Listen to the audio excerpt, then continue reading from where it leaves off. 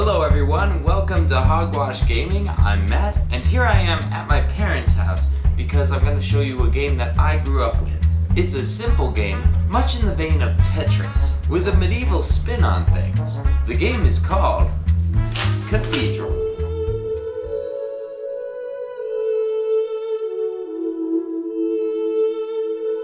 The game is played in a square game board, and the object of the game is to put all of your colored buildings on the board.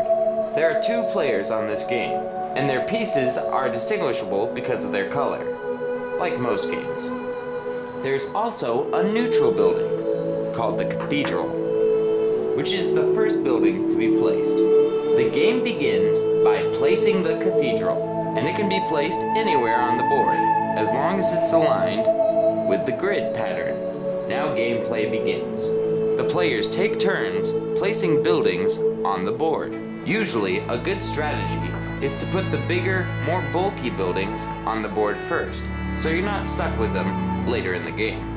Another strategy usually used is the boundary rule.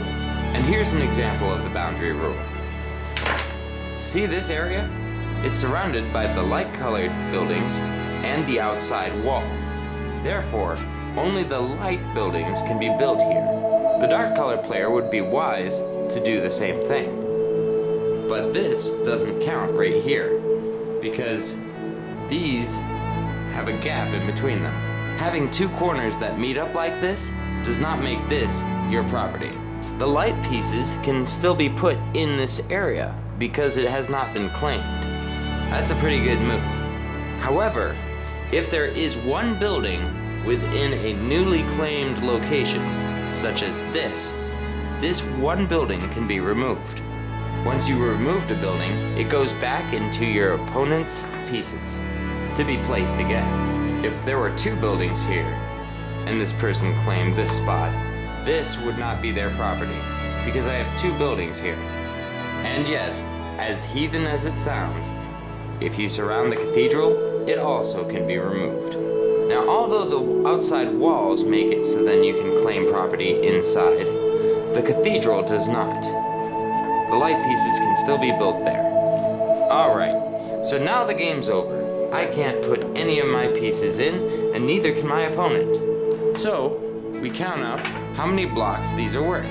1, 2, 3, 1, 2, 3. It's a tie. And that doesn't often happen. Usually it ends up more like this. So in this game, the lighter team would win, because his buildings would take up less space. It's a really neat game, and I really enjoy playing. The biggest challenge is trying to pack it up when you're done. Anyway, I hope you enjoyed this video, and I'd encourage you to give this game a try. It's really fun, it's full of tactics, and if you haven't noticed, that's one thing that I really like in games. So until next time, this is Hogwash, over and out.